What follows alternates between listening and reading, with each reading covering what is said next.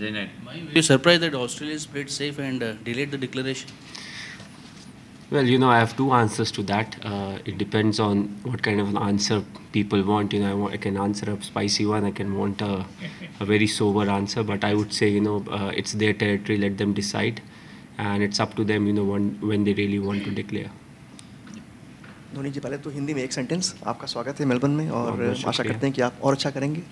और एक प्रश्न हमारा ये है कि this particular test match was a contrast between soft dismissals and hard talk, and I am referring specifically to Mr. Kohli, who did so well.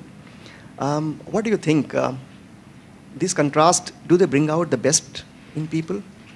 Well, certainly it's good for the spectators. If you see what the spectators, apart from playing good cricket, loads of runs, sixes, fours and wickets, they love if the opposition, they are having a go at each other. But at the same time, as international cricketers, we know the boundaries, and certainly all the players should fall within the boundaries and should respect the privacy of the opposition players also. So till those guidelines are followed, I'm quite happy with it. But in this game, the temperature was high, as has been throughout this series. It was not only this test match.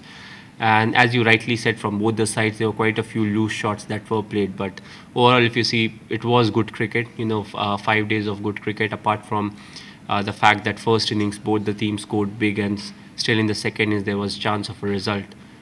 So overall, quite happy with the performance. Captain, what was the reason behind promoting Rahul at number 3? And do you think Australia's decision to, delay the declaration was influenced by the way India have played, especially in Adelaide, the way we chased? Do you think it was influenced by that?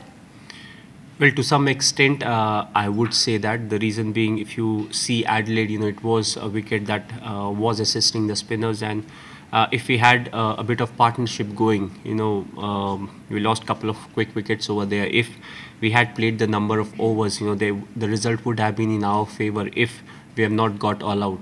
That's what it suggests, if you see from the outside.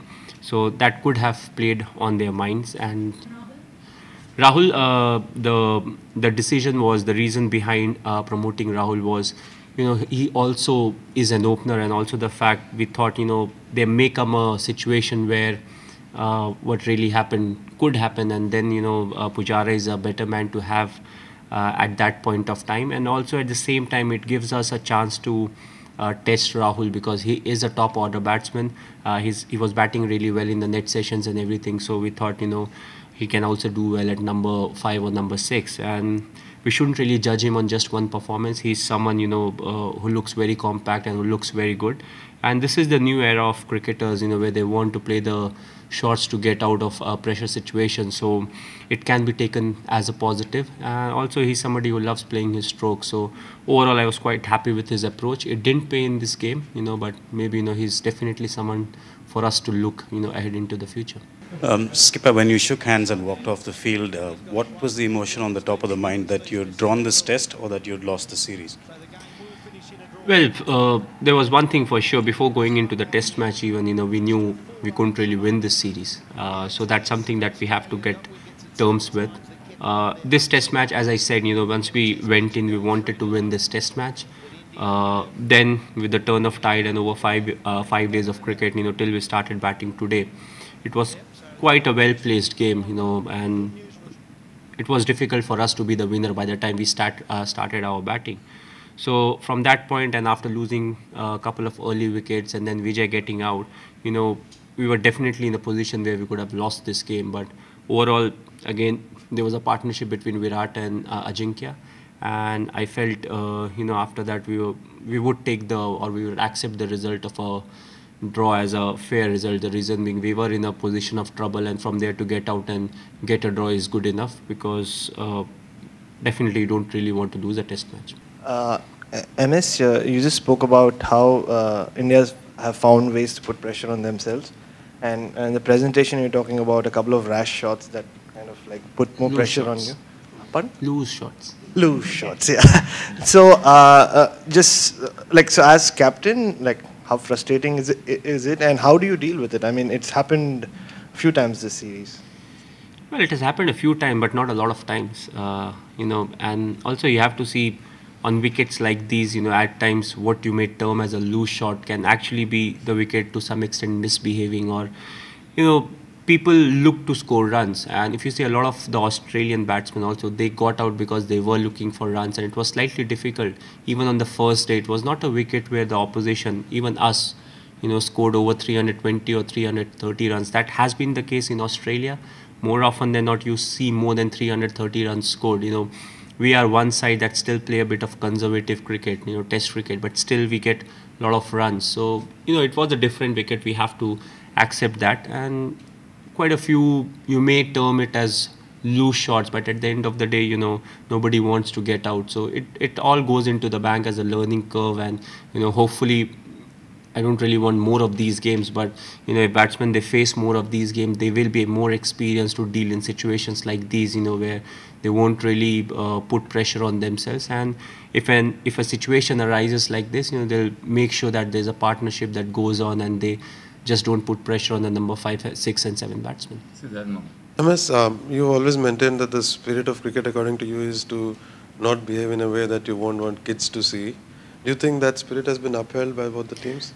Well, a lot of what has been spoken on the ground, I don't really know. I have just told my player, not to abuse anyone, because that's something that's definitely unacceptable. And, I'm behind the stump, so I don't really know what's happening between the runner and the mid-off fielder or something like that. So I also keep telling the umpire, if there's anything and if you feel, there's something wrong, please tell me, and, appropriately it will be handled. But at the same time, you don't want players to be like not speaking anything, just standing there and playing the game of cricket. So overall, I don't really know what's happening, but both the sides, they have handled it quite well, and till it stays on the field, it's fair enough. Yeah, that was my question actually. Did the sledging get out of hand, do you think, at times? Well, and how did your players handle it? I'll tell you, when you're so close to the boundary at times, it's like how you play spinners. At times you step out and you play. So what we have felt is at times when continuous sledging is going on, at times you are very close to the boundary, and it happens from both the sides. But what's important is, as individuals and international cricketers and responsible cricketers, it's important that you don't cross the boundary, because once this chit-chat goes on, also what happens is you're batting, you're fielding, or you're bowling, that heat of the moment, at times you say something. So that's the time when the opposition, they have to neglect it, saying, okay, it's just the heat of moment, and he's not really mean something like that. And if that is done from both sides, you'll see peaceful but aggressive cricket over the period of time. Were you relieved when Steve Smith shook your hand with 4 overs left and you didn't have to finish the game? I was ready to play. I had played 14, 15 overs, another 4 overs. Maybe they were too tired to bowl 4 overs. That's a very Aussie answer I've given. Generally, I would have said, okay. There's a couple, particularly with Kohli and Brad Haddon, just really heated moments where there's about this far between the two of them. Is it the sort of thing where we'll seek out Steve Smith and have a chat and say, these are the boundaries we need to establish to keep it a bit cooler than this test? Well, it's something, again, as I said, that needs to be done from both the sides and at individual level also, because if you see a batsman is batting, the captain is inside, a bowler is bowling, okay, I'm the captain wicketkeeper, so I'm standing. By the time the bowler bowls and he's standing next to the batsman, he may say a few things, and I don't really will have control over that, because heat of the moment, he says something, it becomes more difficult to handle. But as I said, individually it can be handled. People or the players should be addressed that please don't cross the boundary. Play it in good spirit, and at the same time play it tough. Yes, you're representing your country. It's important to play it tough. But at the same time, it's important that depending on situation, one of the individuals will have to back off, whether it's from our side or from their side. So we should be following those norms. And if sledging goes on for 5 days, there will be a few moments that will get a bit heated, and there will be harsher words that will be explained. But till it's handled well by the individuals, I don't really see any problem. Lost to Sai and Lily. You have the choice of making the distinction between a specialist player and a generalist player. For example, Rahul vis-a-vis his role in the middle order, you have middle order batsmen who's sitting there, most experienced, and Rohit in that sense has failed. So how we sort of identified Rahul's role going forward, or maybe going back to Suresh as an option, to give him that specialist job as a middle order batsman? That definitely will have to sit and decide on that. One of the reasons why we were inclined towards Rahul was, the way he was batting in the net sessions and everything. He was looking very compact and very good.